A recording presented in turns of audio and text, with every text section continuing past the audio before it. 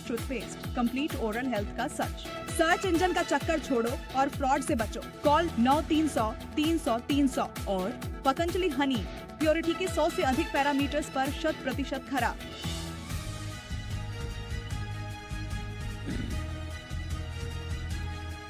सोने में आज गिरावट पर कारोबार। घरेलू बाजार में 1500 रुपए से ज्यादा की कमजोरी, 1,45,000 के करीब। तो ग्लोबल मार्केट में $30 से ज्यादा लुढ़का, $4,140 के नीचे। रिकॉर्ड हाई से 25% गिरे दाम। चांदी में भारी गिरावट जारी। घरेलू बाजार में 6,000 रुपए से ज्यादा कमजोर, $2,30,000 के नीचे। ग्लोबल मार्केट में 2% फिसलकर $61 के करीब। ईरान के मिसाइल हमले के बाद कच्चे तेल में तेजी। ब्रेंट क्रूड करीब 1.5% चढ़कर $73 के ऊपर। तो WTI क्रूड में $69 के ऊपर कारोबार। कल की गिरावट के बाद आज मजबूती पर बंद हुआ रुपया। डॉलर के मुकाबले 43 पैसे चढ़कर ₹94.97 पर था। पेट्रोल में 20% से ज्यादा एथेनॉल मिलाने पर जल्दबाजी में नहीं सरकार। E25 पेट्रोल पर स्लो चलेगी सरकार। इंडस्ट्री की तैयारी से तय होगी आगे की रणनीति। फ्लेक्स फ्यूल को बढ़ावा देने पर सरकार का फोकस।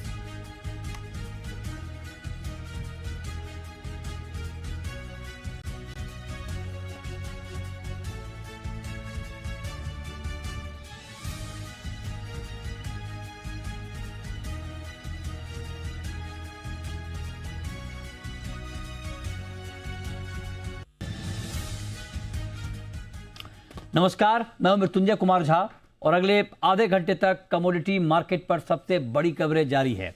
हम आपको बताएंगे कि आज के बाजार में क्या कुछ खास है, खबरें कौन कौन सी हैं और उसका इम्पैक्ट मार्केट पर होगा क्या। आज की चर्चा में हमारे साथ जुड़ रहे हैं सुधाकर देसाई, प्रेसिडेंट IBPA के। हमारे साथ है रवि दियोरा, कुंवर जी ग्रुप के, और हमारे साथ हैं गंगानगर कमोडिटी के अमित खरे। आप तीनों का बहुत बहुत स्वागत है। और चर्चा की शुरुआत हम करेंगे एडिबल ऑयल की खबर के साथ, और इस पर बात करने के लिए हमारे साथ सुधाकर देसाई साहब जुड़े हुए हैं। सर, बहुत स्वागत है आपका। पहला सवाल तो मेरा आपसे यही होगा कि वार खत्म होने का ऐलान हो गया है। वार खत्म होने के बाद की स्थिति एडिबल ऑयल इंडस्ट्री की, सेक्टर की क्या है? हाँ जी, थैंक यू मृत्युंजय जी। तो अभी क्या बेसिकली एनर्जी के कारण ही एडिबल ऑयल के ऊपर असर आ रहा था वार के कारण। जैसे जैसे एनर्जी का प्राइसेस बढ़ा तो दो इम्पैक्ट आया। एक तो एडिबल ऑयल प्राइसेस बढ़ा था थोड़ा, और दूसरा यह है कि इनपुट कॉस्ट जो एडिबल ऑयल का, जो इंडिया का पैकेजिंग कॉस्ट है, कोल है, लैमिनेट्स है, टिन शीट है, ये सारी चीज़ों का थोड़ा कॉस्ट बढ़ रहा था। तो अभी ये सब थोड़ा नॉर्मलाइज हो गया। तीसरा ये था कि सोयाबीन ऑयल का जो शिपमेंट का जो भाव है फ्रेट का, वो करीब करीब 80-90 से वो $130-140 हो गया था। अभी नॉर्मलाइज होके $95-100 में आ गया है। तो फ्रेट में असर थोड़ा नॉर्मलाइज हो गया, जो असर आया था। दूसरा, एडिबल ऑयल प्राइसेस थोड़ा स्टेबिलिटी आ गया है एकदम, अभी ज़्यादा मूवमेंट नहीं है। सोयाबीन ऑयल और पाम ऑयल का जो गैप था वो अभी नैरो हो गया है। और कुछ इतना ज़्यादा कुछ असर नहीं है, क्योंकि एक्चुअली वॉर के टाइम में जो सप्लाई चेन डिसरप्शन जो सोचा था लोगों ने कि होगा, कि जैसे सनफ्लावर ऑयल का मूवमेंट इंडिया में थोड़ा कम आ जाएगा या सोयाबीन ऑयल का डिले हो जाएगा, ये सब ऐसा कुछ हुआ नहीं है, क्योंकि हरमुज के वजह से कोई इतना इम्पैक्ट पड़ा नहीं था। तो नॉर्मल जो इंपोर्ट जो इंडिया में जो आ रहा था 10-11 लाख टन, जितना जरूरी था अप्रैल मई का सीजन के हिसाब से, उतना इंपोर्ट तो हुआ है और सप्लाई में कोई डिस्टरबेंस नहीं है। एक्चुअली आज के दिन में आपने जो पूछा कि क्या क्या फैक्टर्स है, मेरे ख्याल से आज के दिन में लानिनो है, वेदर फैक्टर्स है, बायोफ्यूल का जो इंडोनेशिया का इशू है, ये सारे अभी की ड्राइवर्स बन रहे हैं। अल्नीनो सर, अल्नीनो, लानिनो की जगह अल्नीनो। हाँ, यस, ओके।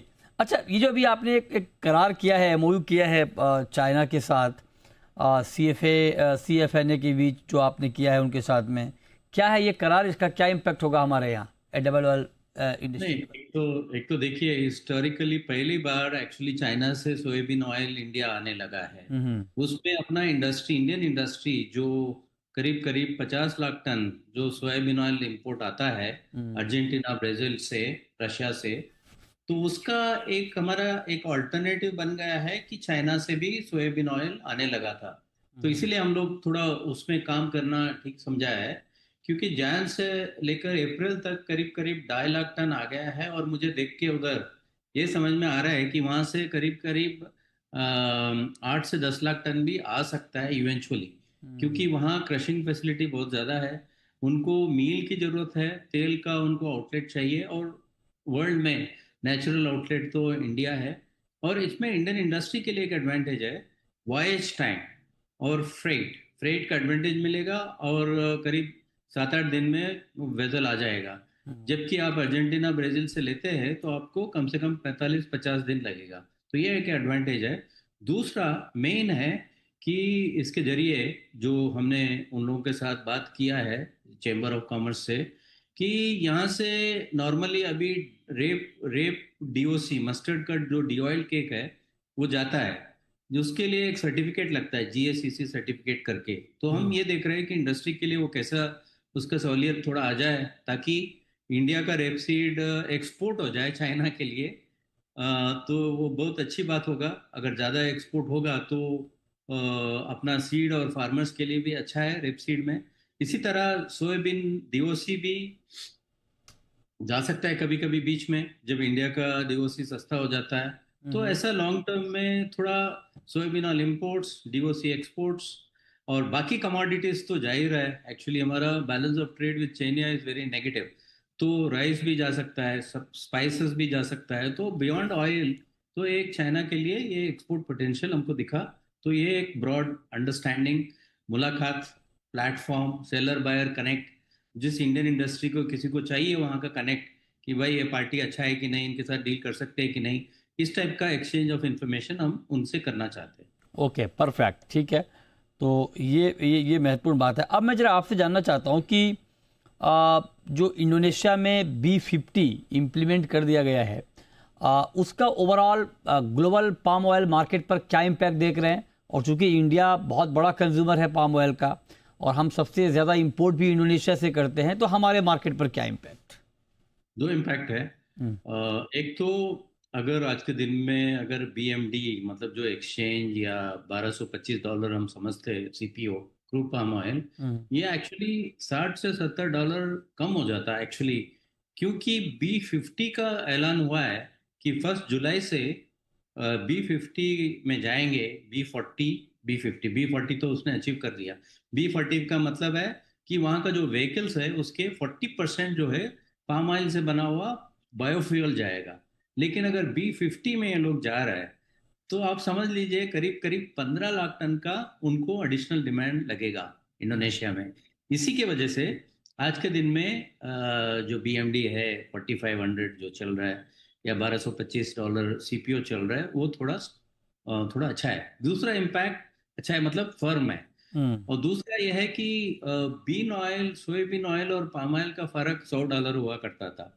आज के दिन में वो $50 हो गया, $50-60 हो गया। इसका मतलब है कि इंडिया का पाम ऑयल इंपोर्ट थोड़ा कम होगा, और सोयाबीन ऑयल का प्राइस के हिसाब से ज्यादा होगा। ओके। तो पाम ऑयल थोड़ा फर्म हो गया, ये जरूर B50 के कारण। थर्ड, जो मैं प्रेजेंट भी कर रहा था, मलेशिया इंडोनेशिया का 2025 का जो प्रोडक्शन है, इंडोनेशिया मलेशिया कंबाइंड बेसिस में देखेंगे करीब करीब 10 लाख टन का उनका प्रोडक्शन कम हो गया। तो आप समझ लीजिए पाम में 10 लाख टन का प्रोडक्शन कम हो गया दोनों कंट्री का, और बायोफ्यूल के अंदर 1.2-1.5 मिलियन, मतलब 12 से 15 लाख टन ज्यादा कंज्यूम होगा।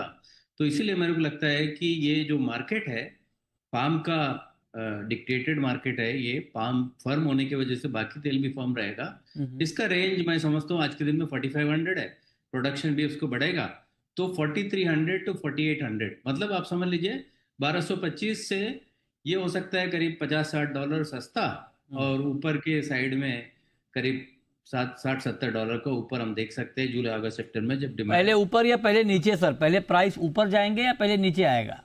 मुझे लगता है कि पहले आज के दिन में ना क्या हुआ है कि ये जो वार के कारण जो आपने मेंशन किया है इस डिबेट में, हम्म सारी कंट्रीज का, जैसे मिडिल ईस्टर्न कंट्रीज है या हम्म इंडिया है, बहुत सारे कंट्रीज अपना पाइपलाइन स्टॉक कम कर दिया है। हम्म या तो गैस की वजह से, या रिस्क की वजह से, या तो हाई प्राइस रिस्क की वजह से, जो भी है, वार प्रीमियम समझ लीजिए उसको।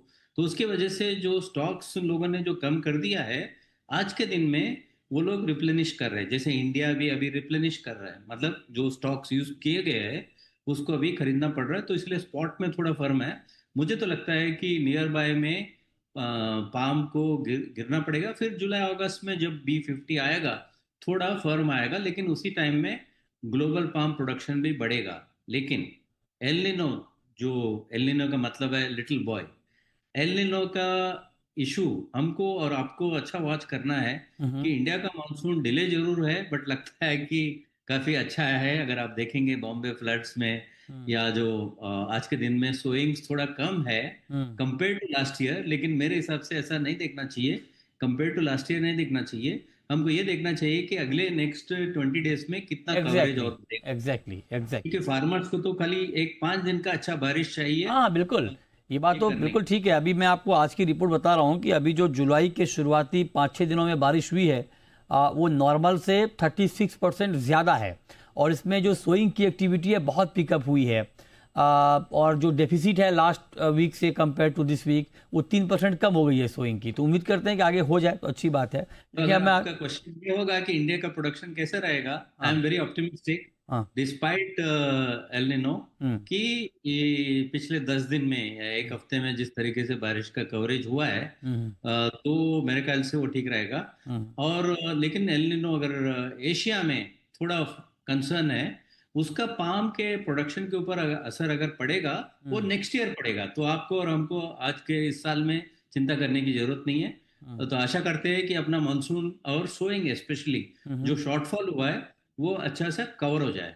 ठीक है। अब एक सवाल सर मैं अगर ओवरऑल आपसे पूछूं, चूंकि आप बहुत ऑप्टिमिस्टिक हैं, आप जरा बताइए कि क्या तो ऐसे में माने कि इंडिया का जो एडिबल ऑयल का मार्केट है वो आने वाले वक्त में त्योहारों के दौरान, दुर्गा पूजा, दिवाली के दौरान वेल सप्लाइड रहेगा?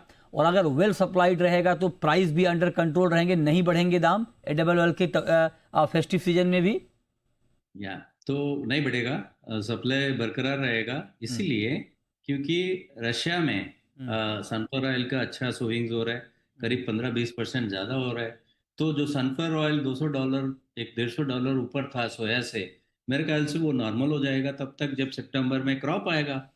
और पाम का तो कोई कमी नहीं है अभी सप्लाई में। सोयाबीन ऑयल तो 4-4.5 लाख टन तो आ ही रहा है। अर्जेंटीना को भी इंडियन मार्केट का जरूरत है। और तो इसीलिए मुझे तो सप्लाई चेन वाला जो प्रॉब्लम है, जो लग रहा था कि वार के टाइम में सप्लाई चेन डिसरप्शन हो सकता है, तब नहीं हुआ है।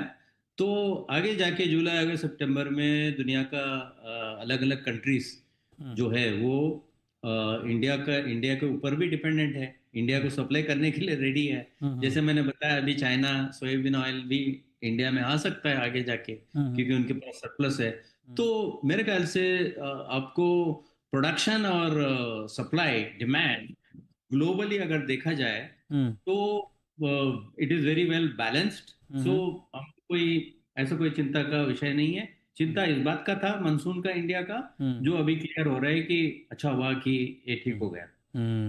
ओके। तो बहुत अच्छी रिपोर्ट आपने दी है एडिबल ऑयल इंडस्ट्री को लेकर। एक आखिरी सवाल मैं आपसे पूछना चाहता हूं देसाई जी, तो क्या जो एडिबल ऑयल कंज्यूमर के लिए आपने बता दिया कि दाम नहीं बढ़ने वाले हैं, वेल सप्लाइड मार्केट रहेगा, जो एडिबल ऑयल के ट्रेडर हैं जो इस ट्रेड में हैं उनके लिए क्या मैसेज? नहीं, तो अभी तो पहले बहुत अच्छा काम किया है ट्रेड और इंडस्ट्री ने। जब रिस्क बढ़ा, करेंसी का वॉलेटिलिटी ज़्यादा रहा, क्रूड ऑयल 110 $120 हो गया, हम्म तो India has done a good job of, मतलब उसने कभी कंट्रोल में सप्लाई चेन को बरकरार रखा है। हम्म और डिमांड का जो नहीं होते हुए भी कुछ प्रॉब्लम्स हर एक का इंडस्ट्री में जरूर आया है कि डिमांड थोड़ा लगा कि थोड़ा सबड्यूड था।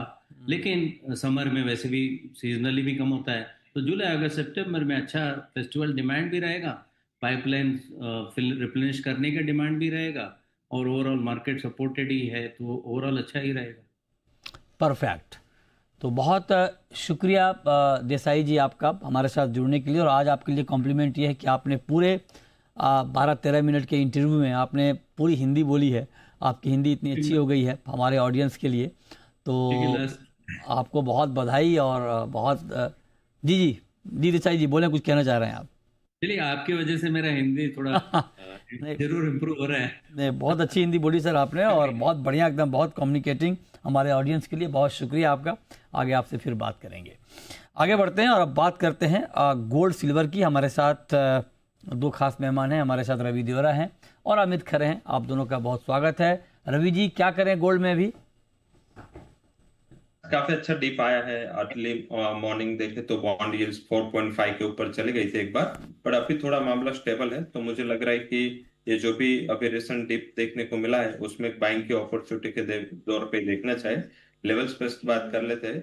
1,45,800 पे बाय करें गोल्ड के अगस्त वायदा। स्टॉप लॉस लगाए 1,45,000 एंड अपर से जो टारगेट है 1,46,800 तक आते हुए दिख सकते हैं। इंटरनेशनल मार्केट में सपोर्ट काफी अहम है, वो है 4140। जब तक इसके नीचे क्लोज नहीं होता मुझे बहुत डाउन साइड की उम्मीद नहीं है। एंड 4200 हर्डल बना रहेगा। एंड नेक्स्ट वीक जब टेस्ट मनी होगी केविन वॉट्स की उसके कांग्रेस के सामने, उसके बाद मुझे लग रहा है कि शायद आपको फर्दर क्लैरिटी मिले। पर तब तक मुझे लग रहा है कि बाय ऑन डिप्स का स्ट्रेटेजी गोल्ड में अच्छा साबित हो सकता है। ठीक है। खरे जी, आपका क्या व्यू है सर, गोल्ड में अभी क्या करना चाहिए इस भाव पर? क्या मतलब जी, बिल्कुल लेके काम करना है। आज जो गिरावट आई है उसमें बाइंग की अपॉर्चुनिटी देखनी चाहिए। निचले स्तर से एक हल्की रिकवरी तो आई है। मैंने मिनी लॉट का जो है ट्रेड बनाया है। अगर हम बात करें अगस्त वायदा गोल्ड मिनी 145 1,45,000 के करीब खरीदारी करनी है। टारगेट रखना है 1,48,900 रुपए का। स्टॉप लॉस रहेगा 1,43,000 रुपए का। 1 से 2 दिनों के लिहाज से ये ट्रेड है, तो मेरे को लग रहा है यहाँ से एक अच्छी रिकवरी प्राइसेस में देखने को मिल सकती है। ओके, ठीक है। तो इस पर आप नजर रखिए। 1,46,300 का गोल्ड का मिनी गोल्ड का प्राइस है अभी। और जिस तरह की कॉल है उसमें स्ट्रेटजी आप फॉलो करें, लेकिन स्टॉप लॉस का ध्यान ज़रूर रखें। अगर आपके पास कोई सवाल है, आपने कमोडिटी में ट्रेड किया है, नया ट्रेड करना चाहते हैं, आप सवाल पूछना चाहते हैं, तो नंबर आप नोट कर लीजिए 02223001634। इसके अलावा आप 02223001635 पर भी अपना सवाल पूछ सकते हैं। चलिए, अब रवि जी, चांदी में क्या करें सर? थोड़ा वॉलेटाइल है, लोअर लेवल से एक अच्छी रिकवरी है हमने लास्ट 30-35 मिनट्स में आते हुए दिखी। बट ऑल ओवर यहाँ पे देखे तो एक कंसोलिडेशन सा ही माहौल है।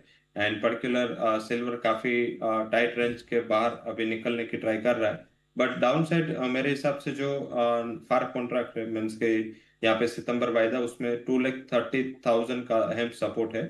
एंड जो रिसेंट हम स्क्रीन पे दिखा रहा है उसका जो सपोर्ट है 1,37,000।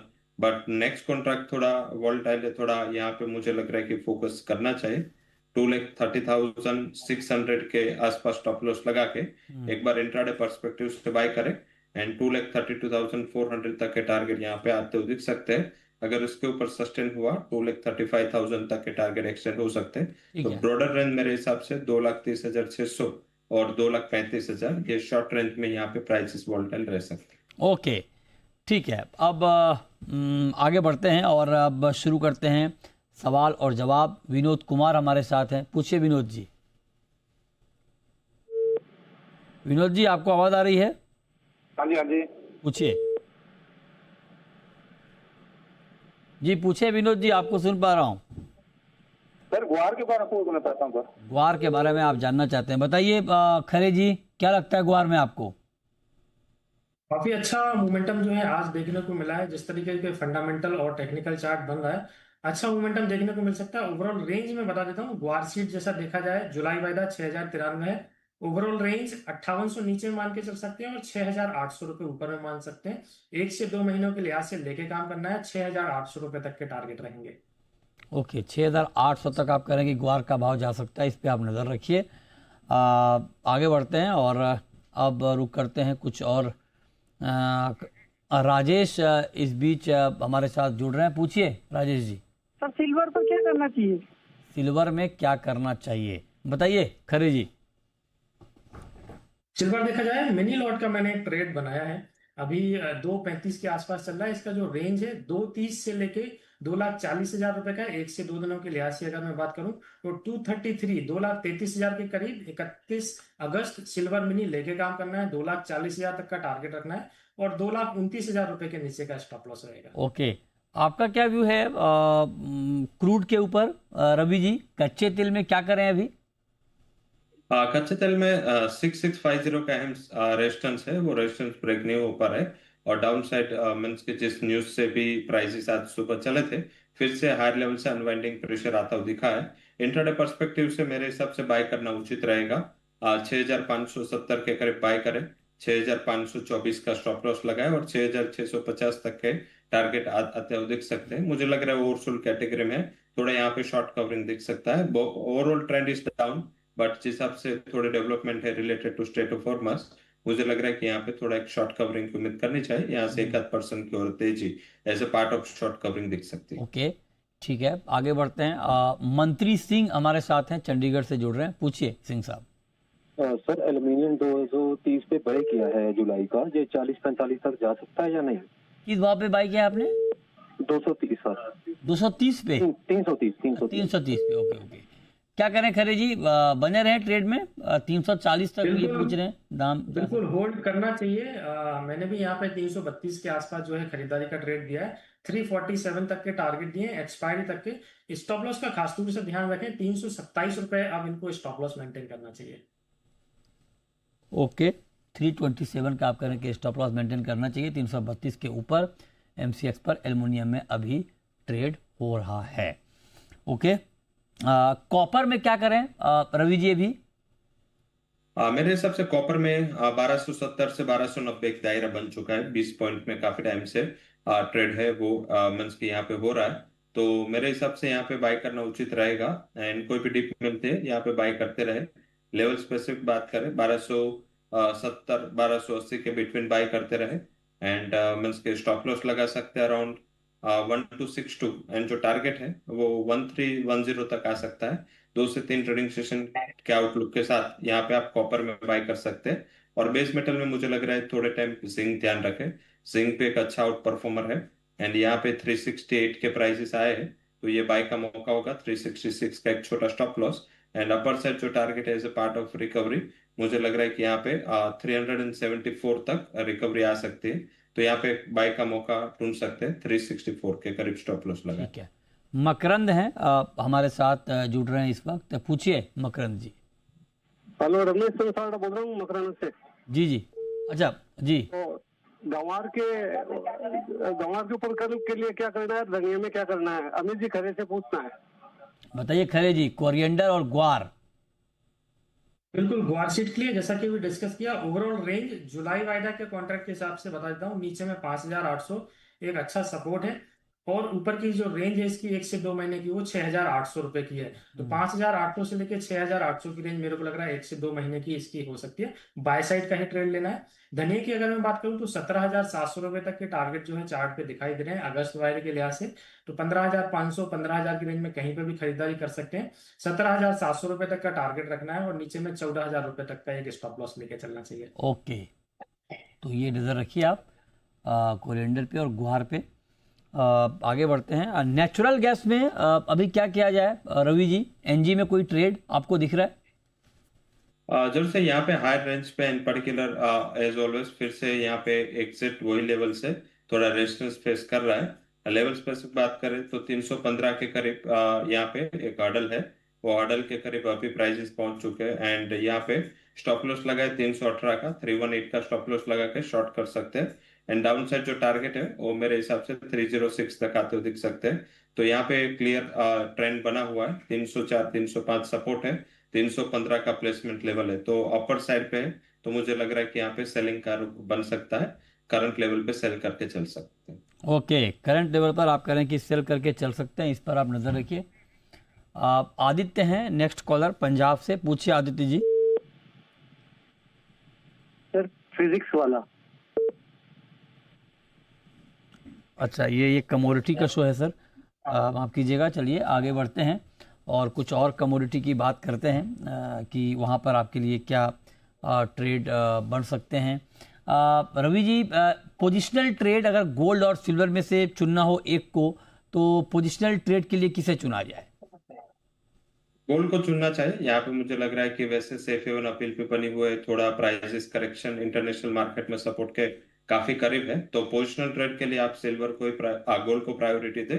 सिल्वर थोड़ा इमीडिएट पर्सपेक्टिव से वोलेटाइल है, क्योंकि यहाँ पे चाइना एंड इंडिया में थोड़ा रिस्ट्रिक्टिव डिमांड है, एंड चाइना में ऑलरेडी उन्होंने होर्डिंग कर ली है, तो थोड़ा इंटरनेशनल मार्केट में चाइना की डिमांड सबड्यूड है। तो इस हिसाब से मुझे लग रहा है कि थोड़ा बाइंग प्रेशर एक गोल्ड पे आ सकता है, तो गोल्ड बाय कर सकते हैं। मीन्स जो पहले भी मैंने राय दी थी 1,46,800 के टारगेट के लिए बाय करें, एंड 1,45,000 का स्टॉप लॉस लगाए जो ट्रेडिंग पर्सपेक्टिव से बाय कर रहे हैं, एंड पोजिशनल पर्सपेक्टिव से यही स्टॉप लॉस लगाए 1,48,800 तक के टारगेट, और 2000 पॉइंट की रैली यहाँ पे आ सकती है। तो 2 से 3 ट्रेडिंग सेशन के आउटलुक के साथ यहाँ पे बाय करें। शायद लग रहा है कि जो नेक्स्ट वीक फेड चेयर की जो टेस्ट मनी है के उसमें थोड़ा स्टैंस है वो क्लियर होगा, और मुझे लग रहा है वो डविश शर्ट ज्यादा होगा।